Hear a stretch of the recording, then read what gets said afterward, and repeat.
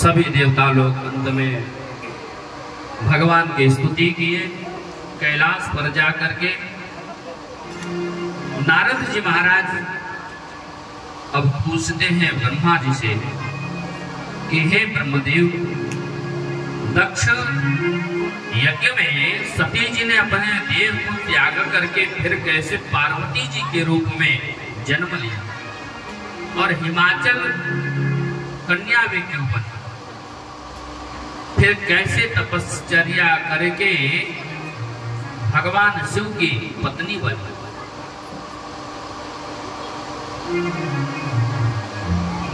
तो ब्रह्मा जी कहते हैं नारद जी, उत्तर दिशा में पर्वतों के राजा हिमालय रहते हैं। उत्तर दिशा में पर्वतों के राजा कौन? हिमाचल जी रहते हैं। वह तप करने का बड़ा सुंदर स्थान है हिमालय। तपस्नाथोति भूतात्मा पावनस्य महात्मना। तपश्चर्या करने के लिए बहुत ही सुंदर स्थान है। पावनस्य महात्मनः, महात्माओं के लिए परम पावन स्थान है। साधना तप करने के कहते हैं कि पितरों की कन्या के साथ देवताओं ने उनका विवाह करवा दिया और नारद जी महाराज कहते हैं आप मैना की उत्पत्ति की कथा का विस्तार करिए। कहते हैं कि पितरों की 3 कन्याएं,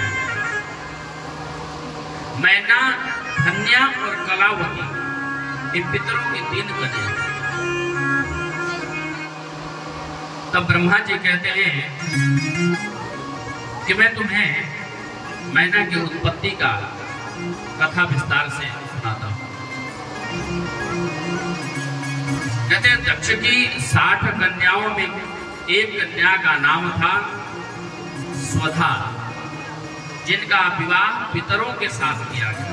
जब हम मंत्र बोलते हैं देवताभ्य पितृभ्यश्च महायोगिभ्येव च नमः स्वाहाय स्वधाय नित्यमेव, तो स्वधा तो पितरों को ब्याया और स्वाहा और दक्षिणा एक यज्ञ भगवान की पत्नी। यज्ञ भगवान की पत्नी बनी कौन? स्वाहा और दक्षिणा। और स्वधा पितरों की। कहते हैं कि जिनका विवाह पितरों के साथ हुआ स्वधा का, और इनके यहाँ 3 कन्याओं ने जन्म लिया। कौन कौन? मैना, धन्या और कलावती। और इनका नाम लेने से ही संपूर्ण कामनाओं की सिद्धि हो जाती है। एक बार हमारे साथ आप लोग भी नाम लीजिए, बोले मैना, धन्या, कलावती। ये 3 नाम है जो परम कल्याण करने वाली है, केवल नाम स्मरण मात्र से। कहते हैं कि एक बार की बात है, तीनों बहनें श्वेत द्वीप में भगवान विष्णु के दर्शन करने गई और वहां एक बहुत बड़ा समाज एकत्रित था और वहां सनकादि ऋषि पहुंचे। और जब सनकादि ऋषि पहुंचे तो सभी ने खड़े हुए आदर सत्कार किए, लेकिन जो तीनों बहनें थी वो खड़ी नहीं हुई। सनकादियों ने कहा कि अभी तो ये हाल है, आगे चल करके अनेकों और महात्माओं का ये उपहास करेंगे, आत्मसम्मान नहीं करेंगे। कहते हैं कि इनको दंड देना बहुत जरूरी है।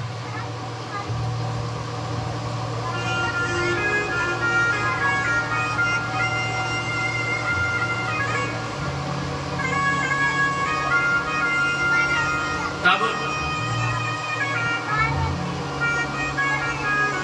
संत कुमारों ने श्राप दे दिया तीनों कन्याओं को कि जाओ तुम तीनों स्वर्ग से दूर पृथ्वी पर जाओ और मनुष्य की स्त्रियां बनो। तीनों कन्याओं ने सनत कुमारों से क्षमा याचना की। हे सनत कुमार, आप हमें क्षमा कर दे, हमारा मंतव्य ये नहीं था आपका आत्मसम्मान करना, हमसे गलती हो गई, क्षमा कर दीजिए। तो कहते हैं सनत कुमार के देखो हमने श्राप तो आपको दे दिया है, आप मृत्यु लोक में तो जाना ही पड़ेगा, लेकिन मृत्यु लोक में आप जाएं, वहां आपका जन्म होगा और मनुष्य की पत्नी बनोगी आप, और साधारण मनुष्य की पत्नी नहीं। कहते हैं कि तुम्हें वर्ण करने के लिए भगवान के यहाँ भगवान को आना पड़ेगा। तो यही मैना कहते हैं कि तुम पर्वतराज हिमाचल की पत्नी बनोगी मैना को। हे मैना, तुम हिमालय की पत्नी बनोगी और साक्षात तुम्हारे यहाँ जगदम्बा भगवती पार्वती अवतरित होकर के आए। मैना बड़ी प्रसन्न हुई, बड़ी ये तो कृपा करे भगवान ने, सौभाग्य की बात है। मेनाया स्तनया देवी पार्वती जगदम्बिका भविष्यति प्रिया शंभो तप कृत्वा सुदुष्सहम्। फिर धन्या को कहते हैं धन्या, देखिए ध्यान देते रहिए मेरे शब्दों पे कि मैं क्या बोल रहा हूं। मैं बीच में आप लोग से प्रश्न भी कर सकता हूं।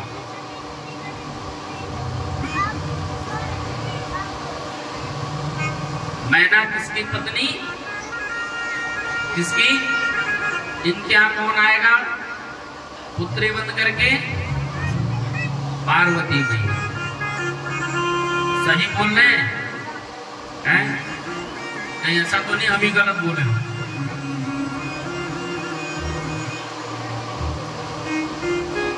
धन्या से कहते हैं धन्या प्रिया द्वितीया तु योगिनी जनकस्य च तस्या कन्या महालक्ष्मी नामना सीता भविष्यति। हे कन्या, तुम जाओ सीरध्वज नामक जनक की पत्नी बनोगी। कौन? सीरध्वज जनक, जनक की पत्नी बनोगी और तुम्हारे यहाँ साक्षात विष्णु के स्वरूप, लक्ष्मी के स्वरूप भगवती जगदम्बा सीता के रूप में अवतरित। फिर कहते हैं अंत में कहते हैं कि हे कलावती, तुम वृषभानु की प्रिया बनोगी। वृषभानु की प्रिया बनोगी। कलावती को कहते हैं कि हे कलावती, तुम वृषभानु की प्रिया बनोगी और तुम्हारा नाम कीर्ति होगा। वृषभानु जी की पत्नी का नाम था कीर्ति। बात सुने ना आप लोग? कहते हैं कि तुम्हारे यहाँ साक्षात श्री राधा जी का अवतार होगा।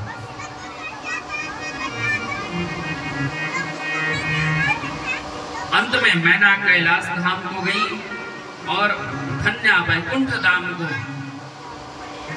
और क्योंकि मैना कैलाश धाम इसलिए गई क्योंकि हिमाचल पर्वत पे, हिमालय के राजा हिमाचल पर्वत पे ही रहते, कैलाश में ही रहते। बिल्कुल ठंडी ठंडी हवाएं, बर्फ, सुंदर क्या मनोहर दृश्य वहां मैना देवी विराजती हैं। ये हिमाचल की पत्नी बनी। धन्या वैकुंठ को गई क्योंकि लक्ष्मी स्वरूप है, वैकुंठ को गई। और वैकुंठ में कौन निवास करता है? श्री हरि, भगवान नारायण वास करते हैं। और कला इंद्रावती गोलोक धाम गई। गोलोक धाम में कौन विराजता है? कौन? मेरे मुरली माधव। अब भगवान के सहित सभी देवता हैं। आगे चल करके हिमाचल जी के यहाँ पधारे और समस्त देवता भगवान विष्णु को देख करके देवताओं सहित भगवान विष्णु जी गए हिमाचल जी के पास। हिमाचल जी को बड़े प्रसन्न हुए, बड़े भाव से आदर सत्कार के देवताओं ने भगवती के सती रूप के जन्म की कथा सुनाए हिमाचल जी को और कहा कि अब भगवती आपके यहाँ अवतार ले। देवताओं ने भगवती का आराधन किया। तपस्या करने के बाद भगवती को प्रसन्न किया और उन्होंने देवताओं को दर्शन दिया। और भगवती उमा ने कहा, सभी देवताओं ने अपना जो मंतव्य था, जिस प्रकार से जिस उद्देश्य से गए थे, प्रसन्न होकर के वरदान मांगे कि आप सबकी पत्नी बने। इधर भगवती उमा ने कहा, आप सभी लोग अपने अपने घर को जाएं, मैं मैना की पुत्री बन करके पार्वती के रूप में प्रकट होंगी और शिव हमारे पति होंगे। मैं शिव की पत्नी बनूंगी। हर पत्नी भविष्यामि सुगुप्तम मतमात्मना अद्भुत शिवलीला ज्ञानिनामपि मोहिनी। सब लोग सब देवता अपने अपने घर को चले गए और हिमाचल तथा मैना ने अत्यंत घोर कठोर तपस्या किया। तपस्या करने के बाद, भगवती का आराधन करने के बाद भगवती उमा प्रकट हुई और मैना भगवती की स्तुति करना चाहिए, लेकिन भगवती ने मैना को गले लगा लिया और कहा कि तुम्हारे संपूर्ण कामनाओं को हम सिद्ध करेंगे। महामायां जगद्धात्री, मैना ने भगवती की स्तुति करी। यहाँ चंडिका लोकधारिणे प्रणमामि महादेवी सर्वकामार्थदायिनी। भगवती ने कहा प्रसन्न होकर के, हे मैना वरदान मांगो, क्या चाहिए? मैना ने कहा, मेरे 100 पराक्रमी पुत्र हो और एक कन्या हो जो दोनों कुलों को आनंदित कर दे, मेरे कुल को भी और मेरे पति के कुल को भी आनंदित कर दे, और एक कन्या हो जो आप ही स्वयं प्रकट हो, जन्म ले। भगवती ने कहा, तथास्तु ऐसा ही होगा। और उनके मुख से ज्योति के रूप में निकल करके मैना के नेत्र मार्ग से उनके गर्भ में प्रविष्ट हो गई। और यहाँ देवताओं ने बड़ी सुंदर स्तुति करी है गर्भ की। दुर्गे जय जय प्राज्ञे जगदम्ब महेश्वरी सत्य प्रदे सत्य परे सत्य सत्य रूपिणी।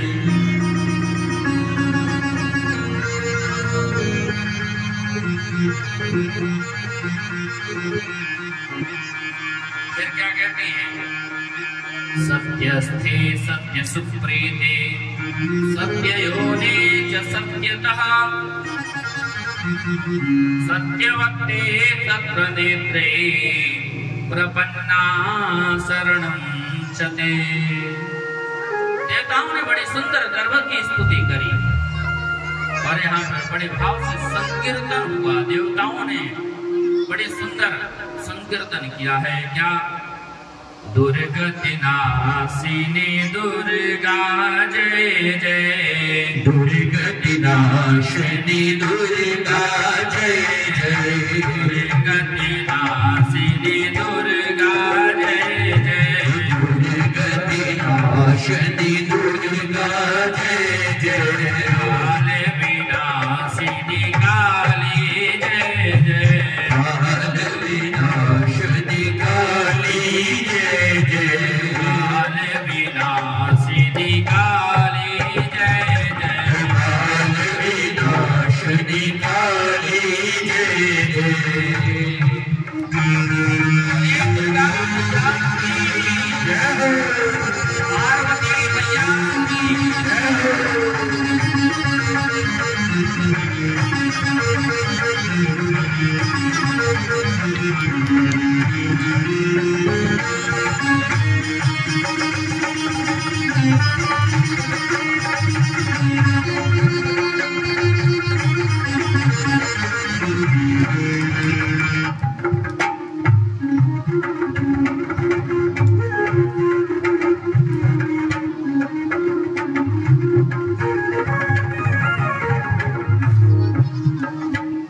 दुर्गति नाशिनी दुर्गा जय जय, दुर्गति नाशिनी दुर्गा जय जय, काल विनाशिनी काली जय जय, काल विनाशिनी काली जय, दुर्गति नाशिनी दुर्गा जय जय, दुर्गति नाशिनी दुर्गा जय जय, काल विनाशिनी काली जय जय, काल विनाशिनी काली जय जय, दुर्गति नाशिनी दुर्गा जय जय, विनाशिनी दुर्गा जय जय, काल विनाशिनी काली जय जय, काल विनाशिनी काली जय जय,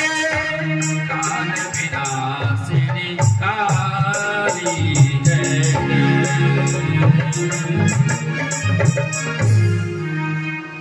बोलिए भगवती तरांबा जगदम्बा की जय। इस प्रकार सभी ने दुर्गाओं भगवती की स्तुति किया देवताओं ने, और हम सभी लोग भी मिलकर के बड़ी भाव से संकीर्तन किया भगवती का। 10 महीने व्यतीत हो गया और पृथ्वी पर नाना प्रकार के अग्नि कुंड में अग्नि स्वतः प्रकट हो जाती, अग्नि जलने लगती है और शीतल मंद मंद हवाएं अपने आप चलने लगती है। जहां तेज हवाएं चल रही है, गर्म हवाएं चल रही है, वहां शीतल शीतल मंद मंद हवाएं बहने लगती है। सुगंधित हवा चलने लगी, आकाश निर्मल हो गया और देवता पुष्प वृष्टि करने लगे। और उसी समय भगवती दुर्गा रात्रि के ठीक 12 बजे मैना के सन्मुख प्रकट हो गई। भगवती उमा की, पार्वती मैया की। बोले भक्तवत्सल भगवान की जय। और आइए हम लोग भी बड़े भाव से भगवती पार्वती मैया का प्राकट्य हुआ है, तो हम लोग भी थोड़ा 2 मिनट चिंतन कर लेते हैं।